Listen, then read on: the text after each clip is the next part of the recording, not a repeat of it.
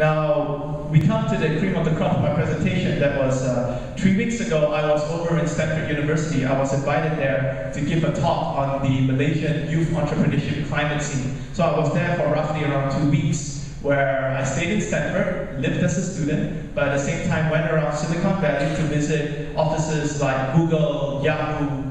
We passed by the office of Facebook, LinkedIn. So what I'm going to share with you right now is how is it that Stanford is one of the world's top universities and they produce outstanding achievements and entrepreneurs, but what is their culture that we can actually learn and adapt? And this does not only apply to universities here, it also applies to government agencies or organizations. Now, first of all, when I was in Stanford, I realized that they have a unique culture. If you're in your freshman is like from Malaysia's term, first year, and if you do not own a business, you're considered weird. So I met 3 Malaysians there who do not own a business yet, and they were considered weird, but they're hoping to start up soon. But you see, this is the culture, which is something quite unique. That is, they have a strong enterprise and innovation culture. But I drilled in, I said, how did you create such a culture? Well, they actually shared, saying that most of their students, or in your case, PTD officials like yourself, what happened is that a lot of their programs link up with industry people. They have constant forums and networking events to link their officers, or for their case, students, with industry players. They have sharing sessions from experience groups. What I could even propose here is maybe have your seniors share with you what are their experiences working in their respective departments and divisions. Research on case studies, they read up on a lot of case studies, success stories about how people innovate, which is something you could do as well. Strong mentoring networks and support. Again, your seniors play a huge role in terms of becoming your mentors, and they encourage no ideas are bad ideas, and of course more training and more exposures. Now, this is an interesting guy right here. His name is Randy Commissar, and he invested in 2 companies 10 years ago, which actually made him literally wealthy right now that he doesn't need to work. And those 2 companies were Google and Amazon, and he is their advisor until this day. But what happened is that I want to share with you the lessons that he spoke about to young companies, which I think is applicable for you in this competition. That is how someone gets an attention in Stanford or in Silicon Valley is that out of 3,000 ideas, they dig into 300, and from the 100, they invest only in 2. So the question I would like to ask you is, how can your idea stand out from the rest of your peers here?